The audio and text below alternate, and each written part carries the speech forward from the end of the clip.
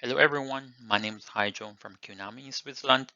Today I'm going to present to you the quantitative imaging of antiferromagnetic spin cycloidal on strain-engineered bismuth ferrite thin films with a scanning nitrogen-vacancy magnetometer. And this work is done in close collaboration with CS Thalys and the University of Montpellier in France. The main motivation of the study here is antiferromagnetic spintronics. A few examples are shown here. First of all, compared to ferromagnetic recording media, in antiferromagnetic-based memory bit, the net magnetization is zero. Therefore, there's no dipole field-induced crosstalk between neighboring bits, which allows for further increasing the memory recording density. In antiferromagnetic materials such as nickel oxide, the spin textures has been reported to be able to switch on and off in terahertz speed, which allows for further fast communication in device applications. Third, in materials called iron oxide, a very long-range spin wave has been reported, which has a wavelength up to tens of microns, which allows for further spin wave-based applications. And finally, in multiferrics such as bismuth ferrite, it has strong magneto-electric coupling, and also it contains exotic spin structures. Such structure can be manipulated via electric signal, which make it a promising candidate for future antiferromagnetic spin applications. Why multiferric bismuth ferrite is so attractive? Because it has lots of nice physical properties. At room temperature, both ferroelectricity and antiferromagneticism coexist in bismuth ferrite.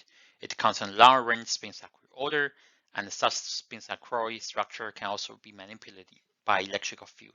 For example, in piezo response force microscopy, we can uniformly write a ferroelectric domain with a well-defined spin cycloid order. Finally, by tuning the epitextural strain between the bismuth ferrite thin film and the substrate, we can get different spin textures, ranging from the standard G-type antiferro to spin cycloid orders.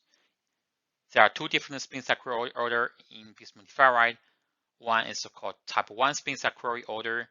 It has the spin propagation vector along -1, 1, 0 direction, and for type 2 spin cycloid order, the spin propagation vector is along 1, 1, -2 directions. The spin cycloid order in bismuth ferrite was first observed in 2017 using a home-built scanning MV magnetometer. In scanning MV magnetometer, it contains a scanning diamond tip with atomic MV defect embedded into the end of the tip, and next to the MV center, there's a near-field microwave antenna, which is used to excite the electron spin resonance of the MV center. The green laser is used to initialize the spin state of the MV center, and the red photons is collected via object lens from a confocal setup. The basic measurement principle of MV magnetometer is depicted on the right-hand side. For negative charge MV center, its ground state is spin triplet state, including a fluorescence brighter MS equals 0 state and two darker states ±1 state. Without any external magnetic field, MS equals ±1 states are degenerated. If there's any external magnetic field existing along the MV quantization axis, the degeneracy will be lifted. The separation between 0 and ±1 state is called zero field splitting, which has a value of 2.87 GHz. Using a spectrum called optically detected electron spin resonance, we can detect the transitions from 0 to ±1 state by recording the photoluminescent signal by sweeping the microwave frequency. The splitting between the two transitions determines the magnetic field along the MV quantization axis quantitatively. The key advantage of scanning MV magnetometer are in three folds. It has very high detection sensitivity, down to 1 microtesla, in 1 second integration time, and it has very good spatial resolution, better than 50 nanometer, which is determined only by the distance between the event center and the magnetic spin structure. And last is also quantitative and non-invasive due to its dipole momentum with order of 2 Bohr magnetrons. Therefore, the stray field from the epicenter is neglectable.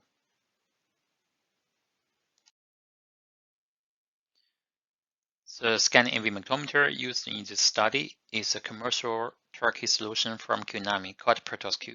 It has a very small footprint.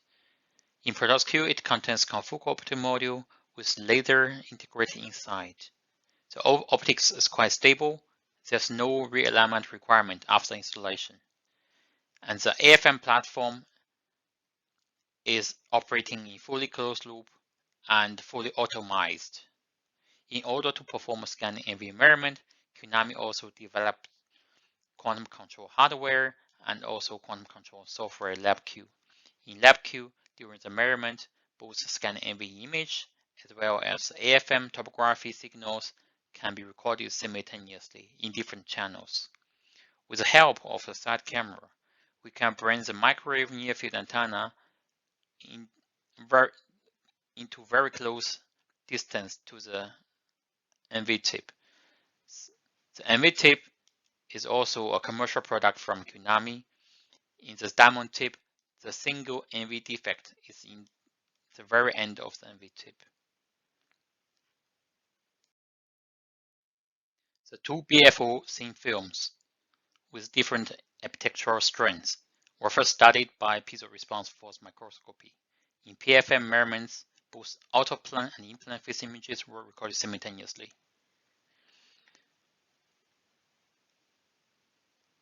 The alternative changing polarization in neighboring Felix domains gives the stripe-like bright and dark contrast for in-plane image and uniform contrast for out-of-plane image. After the PFM measurement, we use scanning AV magnetometer to study the spin textures of the two BFO thin films. During the imaging, the NV flying height was calibrated to be 60 nanometers, and at each pixel, the ESR spectra was measured for 10 seconds, and the splitting can be converted quantitatively to the magnetic field along NV quantization axis, which is the imaging signal here. We identified two different zigzag structures in the two examples. One has a zigzag angle of 90 degrees, the other one has a 127 degrees. Such zigzag angles shows good agreement with the FFT image from the raw data. With the help of PFM image and also the atomic structure of p multiferrite, we could easily understand the domain structure measured in scanning AV magnetometer. For example, on the left-hand side, for BFO grew on DSO substrate, such a combination of polarization in neighboring domains can explain what we see here. A 90-degree rotated polarization rotates the spin cycloidal propagation vector K1 by 90 degrees. Therefore, we see the 90-degree zigzag angle here. The K1 vector along -110 direction determines for such sample it contains type 1 spin cycloid. On the right-hand side, for example grew on SSO substrate, we have to use different combinations. By trying different combinations, here we find out for two polarization variants separated by 71-degree domain wall, the two propagation vector in neighboring domains are related to K1 prime and K2 prime axis. K1 prime is along the -211 axis. K2 prime is along 1-21 axis. Therefore, it also explains well why the zigzag shape here is 127 degree compared to the first BFO example. A detailed analysis of the spin cycloid in the uniform ferric domain shows the intrinsic spin cycloid in type 2 structure has a wavelength of 100 nanometer compared to 64 nanometer in type 1 spin cycloid.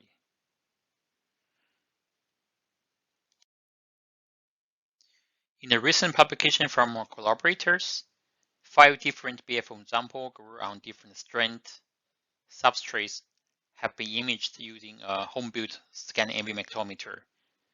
So different spin cycloid structure has been observed, as well as G-type antiferromagnetic spin textures. In this study here, we revisit 2 BFO examples under similar conditions.